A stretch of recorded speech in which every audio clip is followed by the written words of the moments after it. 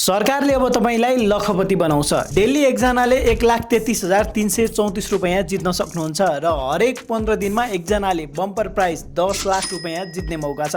यसको लागि के गर्नुपर्छ त? तपाईले पर्सनल लेभलमा गर्ने 100 रुपैयाँ भन्दा बढीको कारोबारमा प्रपर बिल चाहिँ लिनु पर्यो। प्यान बिल अथवा भ्याट बिल, नर्मल कोटेसन अथवा इस्टिमेटेड बिल भने होइन। बिजनेस क्यूआरबाट कारोबार गर्दै हुनुहुन्छ भने त्यसको अटोमेटिक इन्ट्री हुन्छ। तर तपाईले क्याशबाट कारोबार गर्दै हुनुहुन्छ भने चाहिँ सरकारले भर्खरै सार्वजनिक गरेको पोर्टल price.ird.gov.np मा गएर आफ्नो बिल चाहिँ रजिस्टर गर्नुपर्ने हुन्छ। वेबसाइटमा गइसकेपछि बिल नम्बर हाल्नुस्, सेलरको भ्याट अथवा प्यान नम्बर हाल्नुस्, बिल काटेको मिति कहिले हो त्यो पनि त्यहाँ हालिदिनुस्, सँगसँगै बिलको टोटल अमाउन्ट कति छ त्यो पनि त्यहाँ इन्ट्री गर्नुस्। तलपट्टि जसको नाममा बिल छ उसैको डिटेल्स, जस्तै तपाईको नाममा छ भने तपाईको नाम, मोबाइल नम्बर सँगसँगै ठेगाना चाहिँ भर्नुपर्ने हुन्छ।